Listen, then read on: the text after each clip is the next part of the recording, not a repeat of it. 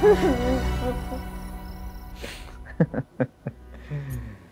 हम तो जागीरदार हैं, ऐसी बातें आती हैं हमें, जैसे कि फसलों की बातें, जाड़े का डर, धूप की चाहत। हमारे मुंह से तो यही बातें निकलती हैं।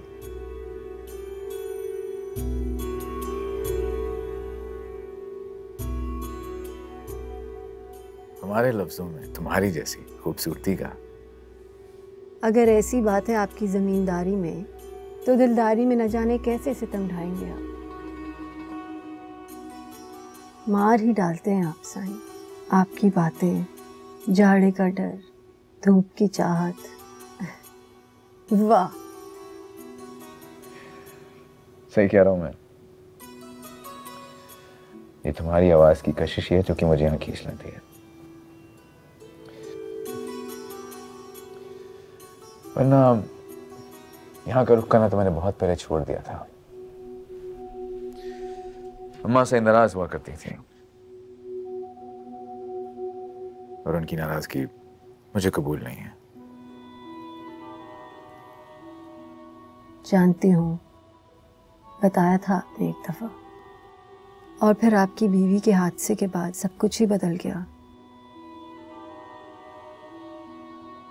और आपकी दिलजोई के लिए आपकी माँ जी ने सारी पाबंदियां उठा ली आपसे।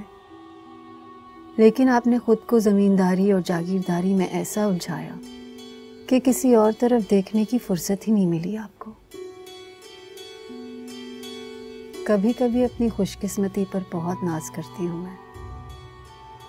इतनी मसरूफियत के बावजूद साईं, आपको ये नाचीज रुमाना भी याद रहती है। किसी बहाने ही सही आपके कदम ये दहलीज तो पार करते हैं। जानते हैं, मेरी धड़कनें तेज हो जाती हैं सिर्फ आपके आने का सोच के। ऐसा क्यों कह रही हो? तुम्हारी बहुत इज्जत है, सिर्फ मेरी खातिर तुम्हें महफिल में बैठना छोड़ दिया। कोई छोटी बात नहीं है। आपकी एक सताइश भरी नजर पर ऐसी हजारों महफिलें कुर्बान हैं साईं। ये तो बहुत छोटी सी बात है। सुना है आपकी हवेली में आपके छोटे भाई की शादी की तैयारियां चल रही हैं। खूब रौनक होगी। हमारे साइड का तो बस चले तो आसमान से तारे तोड़कर हवेली की दीवार पर टांग दें। हवेली में बहुत अरसे बाद खुशी आई है, बहुत खुश है सब। और खास तौर पे वो तैमूर, उसके तो पैर जमीन पे नहीं टिक रहे। बहुत खुश नसीब है ये लड़की जो बहू बनकर आपके घर उतरेगी। आसमान की कहकशाएं उसका मुकद्दर है। जमीन पर सितारे भी बिछे मिलेंगे उसे। बड़ी नसीब वाली है। दुआ करना सब खैरियत से हो जाए इंशाअल्लाह।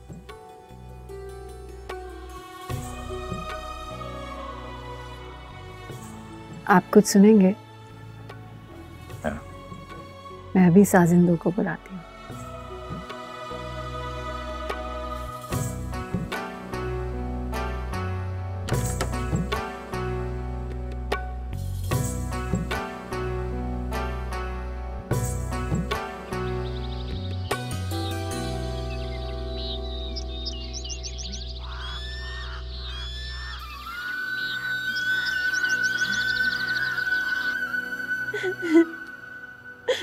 बस भी करो ना माए, चुप हो जाओ। कोई मुझसे पूछेगा तो क्या जवाब दूंगी मैं? वैसे भी अम्मी जान को तुम्हारी हालत देखकर शक है कि जरूर कोई और बात है। कल रात से कई बार मुझसे पूछ चुकी हैं। मैं खुद को माफ नहीं कर सकूंगी भाभी।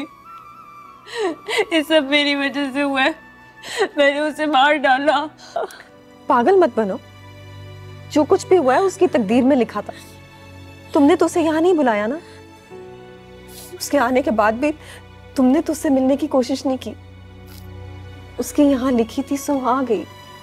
ये शादी वाला घर है, बहुत सारे मेहमान आने वाले हैं। हम लोगों की तो आदत है बातें बनाने की, बात का बतंगड़ बना देते। देखो, अगर जरा सी भी बात तैमूर के घर तक जा पहुंची ना तो हमें 1000 वजाहतें देनी पड़ेंगी। क्यों खुद से दुश्मनी लेने पर तुली बैठी हो? इस पशेमानी से कैसे निकलूंगी भाभी? तुम्हारी पशेमानी खत्म हो भी गई तो तुम्हारे ज़मीर की अदालत से तुम्हें कैसे रिहाई मिलेगी? वो तो तुम्हें कटहरे में ही खड़ा रखेगी ना।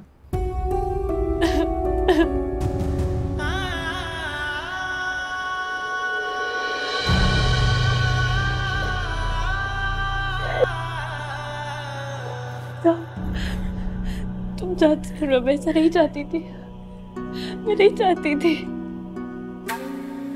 जो गुनाह मैंने किया नहीं है उसकी इतनी बड़ी सजा मुझे कैसे मिल सकती है? तुमने तो मेरे एक मजाक किया था। मैंने उस मासूम की जान ले ली है। जो कुछ भी हुआ सारा कसूर मेरा है। सजा की हकदार भी मैं ही हूँ।